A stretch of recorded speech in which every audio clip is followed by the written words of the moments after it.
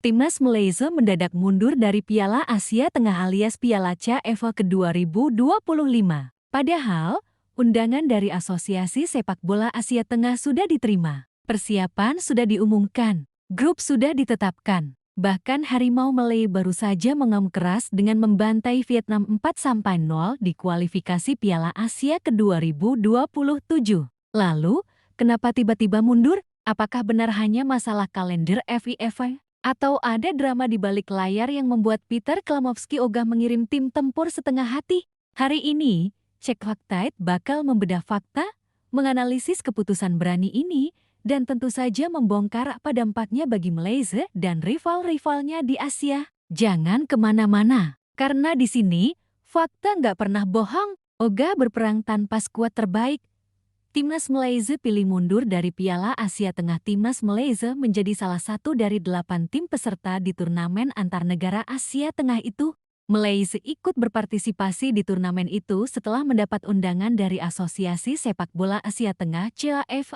Berdasarkan hasil undian, Malaysia tergabung di grup B bersama tuan rumah Tajikistan, juara bertahan Iran, dan Afghanistan. Awalnya, keikutsertaan Malaysia di Piala CAF disambut baik oleh pelatih hingga para penggemar sepak bola Malaysia. Pasalnya, turnamen tersebut dianggap sebagai kesempatan terbaik untuk menguji kemajuan revolusi Harimau Malay. Terlebih Malaysia sedang berada dalam kepercayaan diri tinggi usai membantai Vietnam 4-0 di kualifikasi Piala Asia ke 2027.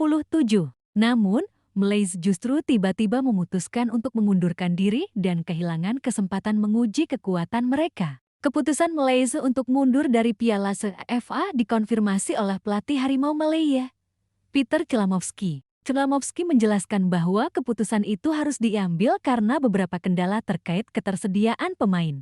Ia mengatakan penyelenggaraan turnamen yang berlangsung di luar kalender FIFA menjadi alasan timnya memilih mundur. Sebagai informasi, Piala CAF 2025 dijadwalkan akan dimulai pada 26 Agustus hingga 9 September. Sedangkan jeda internasional FIFA Matchday baru dimulai pada 1 September dan berakhir pada 9 September. Akibatnya, Malaysia terancam tidak bisa memainkan para pemain terbaiknya dalam 2 pertandingan awal di fase grup Piala CAF. Pasalnya, para pemain naturalisasi yang merumput di luar negeri hanya wajib dilepas ke tim nasional selama kalender FIFA. Menurut jadwal Piala CAF, Malaysia akan menghadapi Tajikistan pada 29 Agustus sebelum bersua Iran 2 hari kemudian. Merupakan perkembangan yang mengecewakan ketika kami sebagai tim nasional memutuskan untuk mundur dari Piala CAF ke 2025.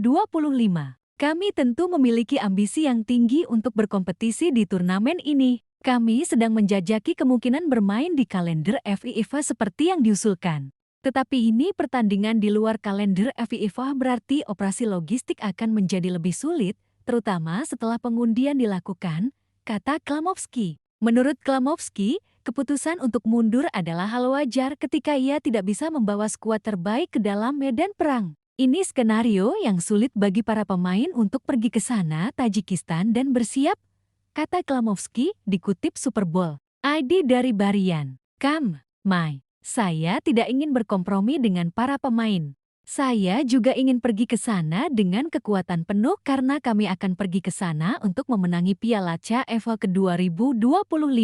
Kami perlu menghormati tim karena kami memiliki pemain yang bermain di Spanyol, Kolombia, dan juga Argentina. Jadi sulit bagi kami untuk mendapatkan pemain ini. Saya pikir keputusan untuk mundur adalah keputusan yang wajar, lanjut juru taktik asal Australia itu. Kembangkan menjadi 6.000 kata dan buatkan pembukaan untuk channel Cek Fakta. Setelah diundang resmi oleh Asosiasi Sepak Bola Asia Tengah (CAF), Malaysia menyambutnya dengan optimisme tinggi. Media Malaysia ramai memberitakan ini sebagai panggung pembuktian bahwa revolusi Harimau Malaya benar-benar berjalan. Undian grup sudah rampung. Malaysia masuk grup B bersama Tajikistan, sang tuan rumah yang dikenal kuat di kandang, Iran sebagai juara bertahan dan salah satu kekuatan besar Asia, serta Afghanistan yang meski di atas kertas underdog, punya sejarah tampil mengejutkan. Masalah muncul ketika jadwal resmi rilis. Turnamen dijadwalkan 26 Agustus to 9 September tahun 2025. Sementara FIFA McD baru aktif 19 September. Artinya, dua laga awal Malaysia via Tajikistan 29 Agustus dan via Siren 31 Agustus berada di luar jendela rilis FIFA. Konsekuensinya fatal. Klub luar negeri tidak berkewajiban melepas pemain naturalisasi Malaysia yang saat ini banyak berkarir di Eropa dan Amerika Selatan. Beberapa di antaranya, di Enkos klub Thailand sebelumnya, pernah di Denmark dan Belgia. Liridon Krasniki pernah main di Australia.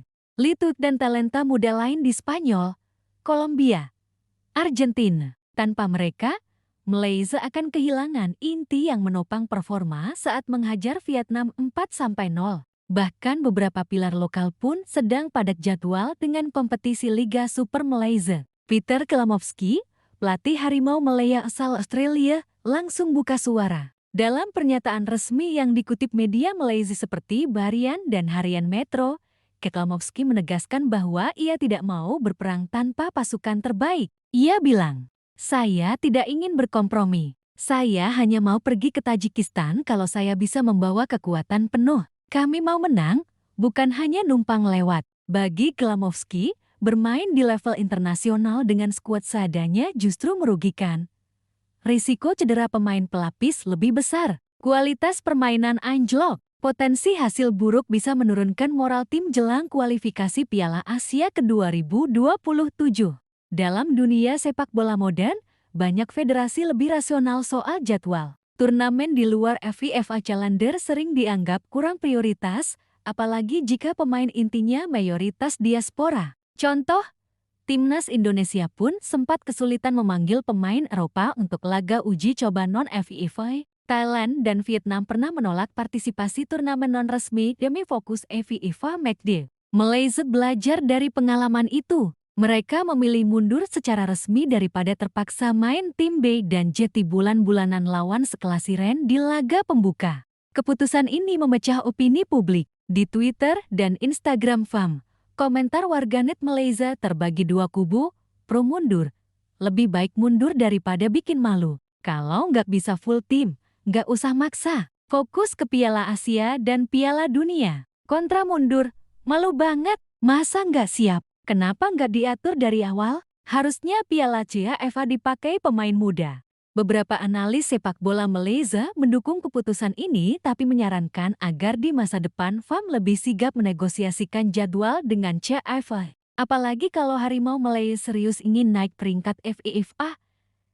Jam terbang internasional tetap penting. Keputusan Malaysia mundur bikin jadwal grup B berantakan. Tajikistan sebagai tuan rumah harus menyesuaikan lawan. Iran berpotensi kehilangan lawan uji tanding kualitas tinggi. CAF mungkin harus mengundang pengganti atau bikin jadwal grup dirombak.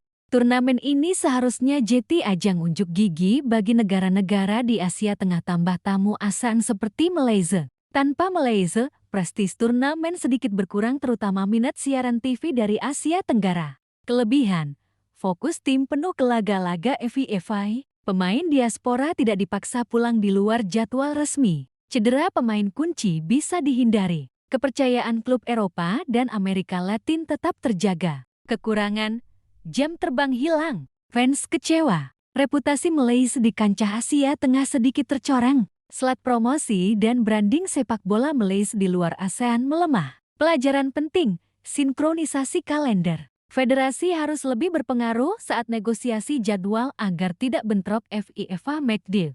Malaysia juga perlu memaksimalkan laga-laga uji coba resmi dengan lawan tangguh, undang tim Asia Timur, Korea, Jepang, uji coba dengan tim Asia Barat, Uzbekistan, Qatar, atau negara Afrika seperti Ghana, Mesir untuk variasi gaya main. Fans menuntut revolusi Harimau Malaya jangan hanya jargon, buktikan di Piala Asia 2027 dan kualifikasi Piala Dunia ke 2026.